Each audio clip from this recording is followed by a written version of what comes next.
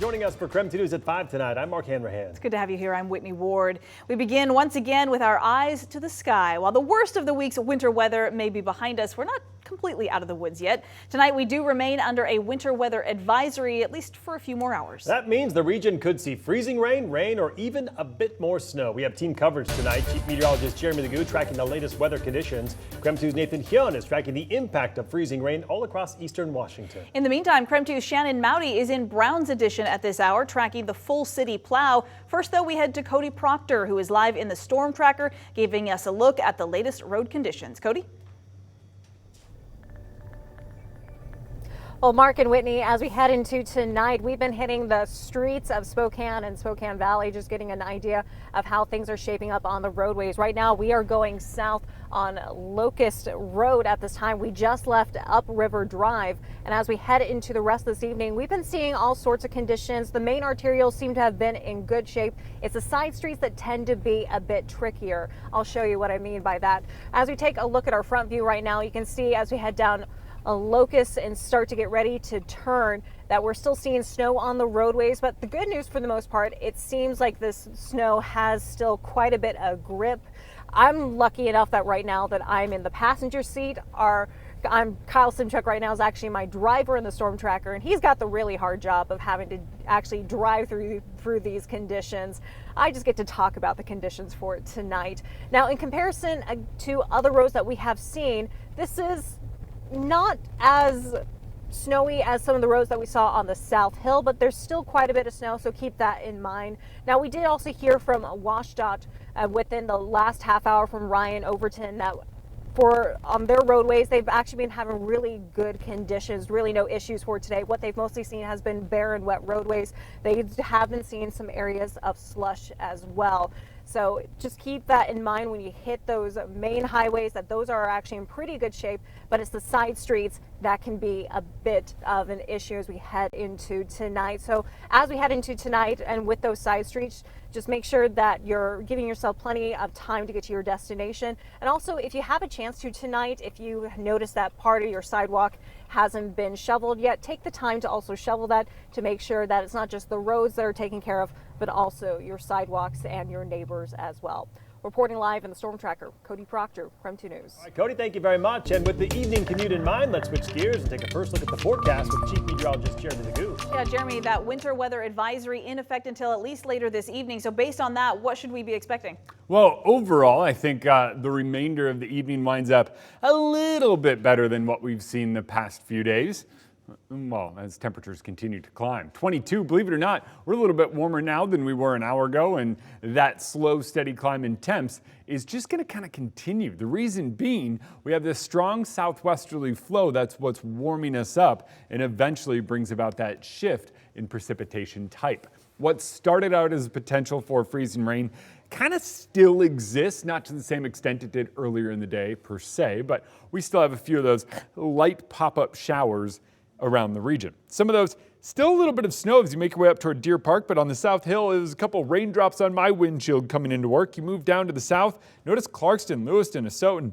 You're kind of dealing with that all around you. That's going to persist for a little bit longer. Highway 12 kind of picking up the brunt of that. Zooming back out and moving over to 395, you track that from Kennewick up to Ritzville. A few little bands of freezing rain coming down there.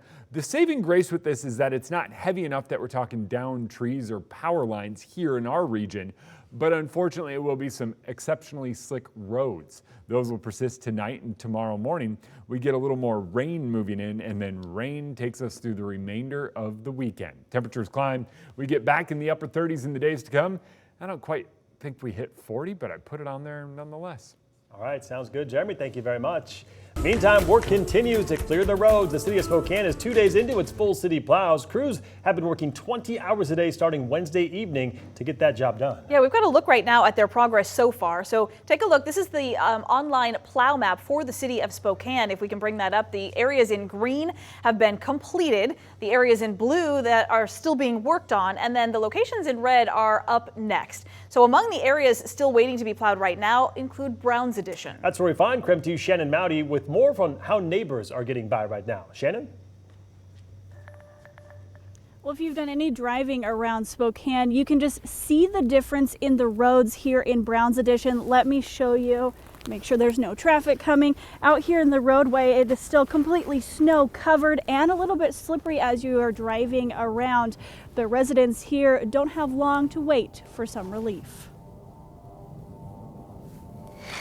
For those living in or just visiting Brown's Edition, the wait for some road relief is almost over. Somebody gets to be first and somebody has to be last, and we try to mix that up a little bit. Kirsten Davis tells KREM 2 News the full city plow, initiated January 17th, is near completion. More than half of residential streets are cleared or in the works, the city said Friday morning. Brett Harvey's not concerned. I'm kind of the person who expects this to not be a immediate response right away. Everybody's plowed all in the same day. Even if his neighborhood is nearly last to see a plow. Pretty decent. Obviously, living in a neighborhood like this, the roads can get pretty messy pretty quickly, so that can be challenging.